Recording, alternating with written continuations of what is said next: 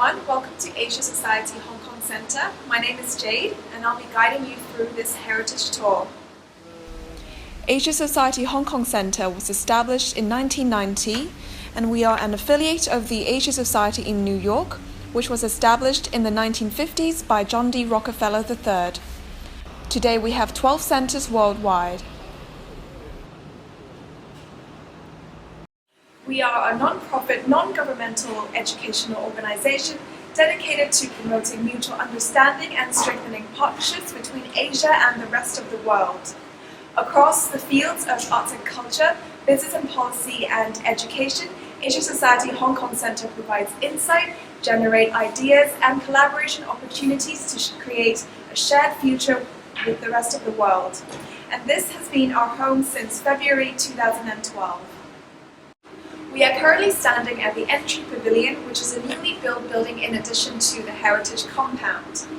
The Entry Pavilion consists of the Visitor Centre, the reception, and the Hong Kong Jockey Club Hall, which is a multifunctional hall with a capacity of up to 350 guests. We are now about to start our tours, and we will walk through the glass doors behind me, and we will walk through the Noble Water Feature Fountain and the double-decker bridges.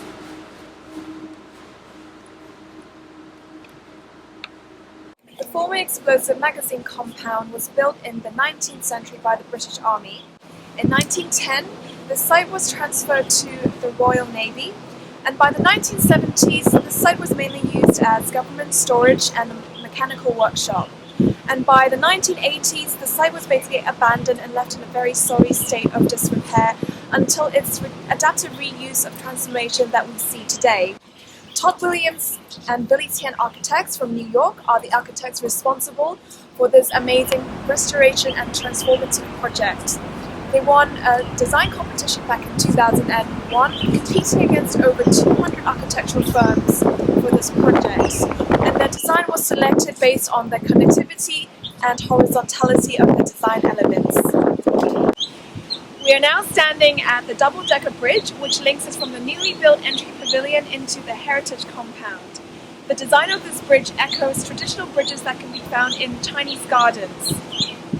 Originally, this bridge was built to go straight into the Heritage Compound, but our architects had to redesign it into an elbow shape in order to protect Chinese fan palm trees right behind me. These trees are the natural habitat to the short-nosed fruit bats, and they are a protected species in Hong Kong.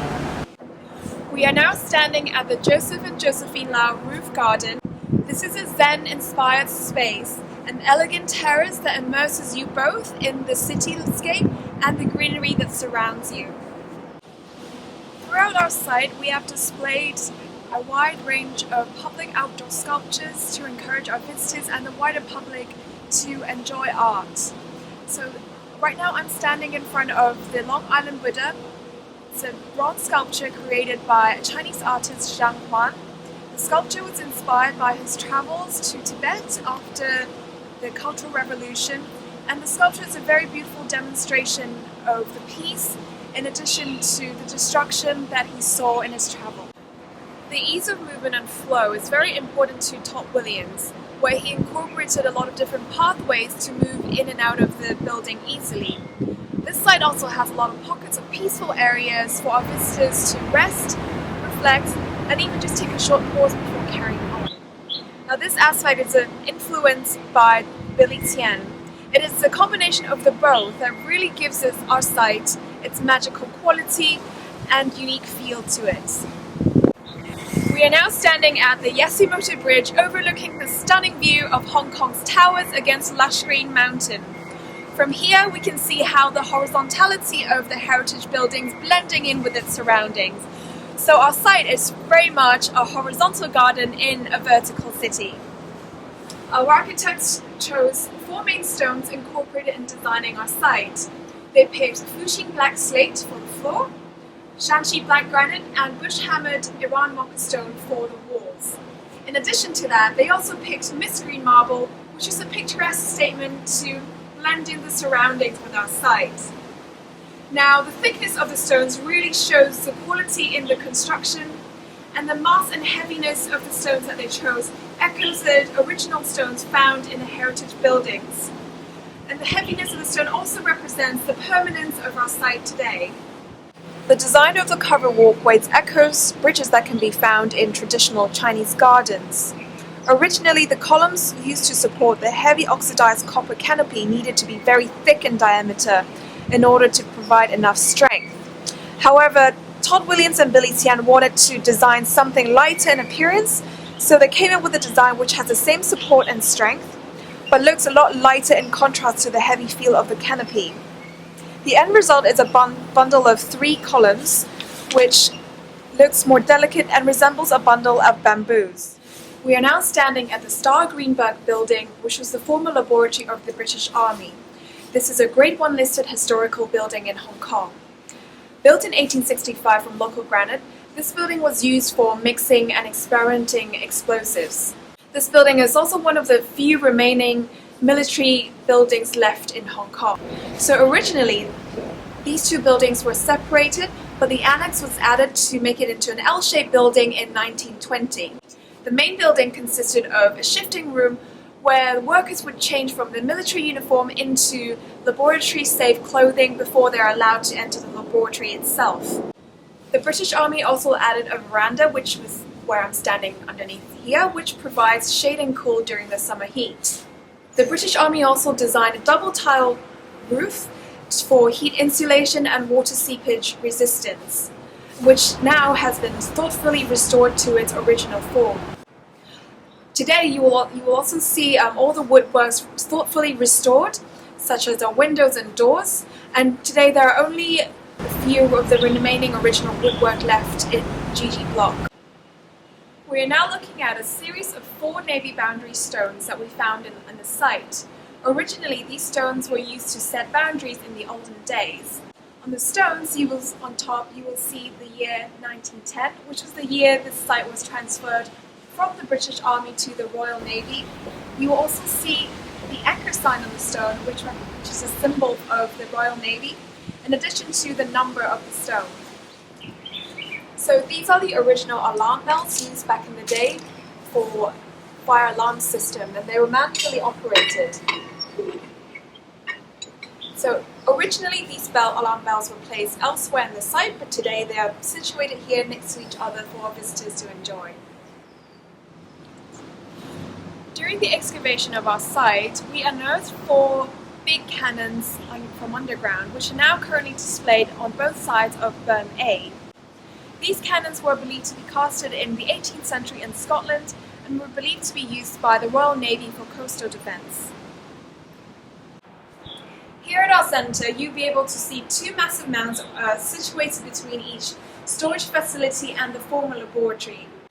These big mounds of earth are called berms, and they are used to act as barrier blasters if an explosion ever occurred. And today, there are also Grade 1 listed heritage structures. These berms are also reconstructed using massive manpower to create the original structure of its granite.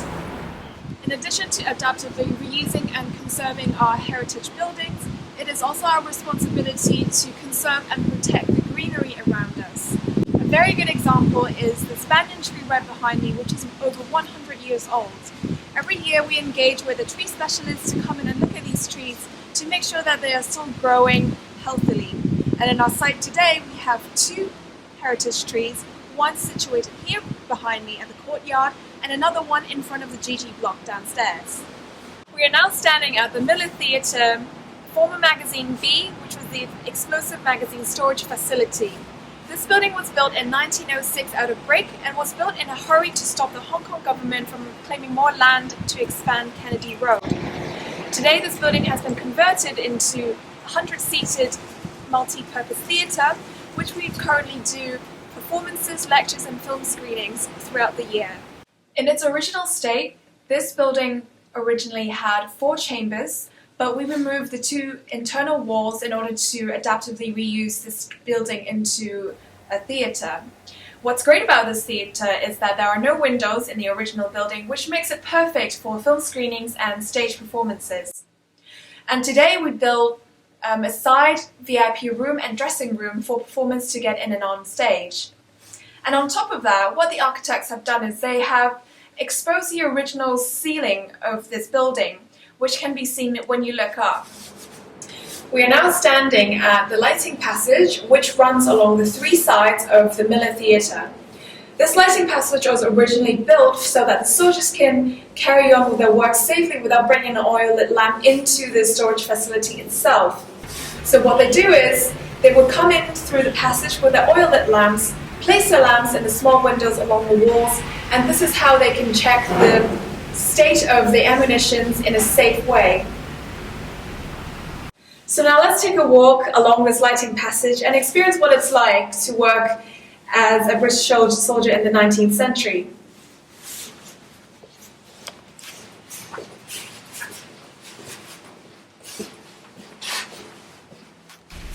Standing at this corner, we are looking at 3 generations of wall protection. If we look up at the furthest wall to us, is the original wall that had been repaired before the British Army took over. And the second layer of wall is the wall that the British Army built in the mid-19th century when they built this storage facility. And the third layer of the wall is the current wall that we built for our site. We have now arrived at the third and final heritage building of this tour. Right behind me is the former Magazine A ammunition storage facility, which is now the Chantelle Gallery. This building was built in 1865 and is also a Grade 1 listed heritage building.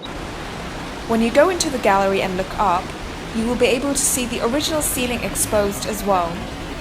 The ceiling is also created in a dome shape similar to the Miller Theatre, to ensure that if there was ever a catastrophe, the dome-shaped ceiling will ensure that the explosion will go up instead of sideways. Currently in our gallery there are 4 main chambers where everything is hung on an additional layer of wall built on top of the original wall. So this is to ensure that we are doing our best to preserve the original wall to the best of our standards. What's also amazing about this building is that the original granite used to build this building is very, very thick. When you go into the entrance through the gallery, you'll be able to see the thickness of the wall, which is 2 meters deep. So the depth of the granite plays into a good advantage for our gallery today, ensuring that we can maintain 22 degrees Celsius and a 50% relative humidity for our gallery space. We have also added a gallery annex on the side of this building. So it's actually just attached to the original wall, and if we ever need to remove it at any point, all we need to do is to pull the annex away and the original wall will still be there undamaged. So we have now reached the end of our tour, and I hope you have enjoyed it, and we look forward to seeing you here at Asia Society Hong Kong Centre.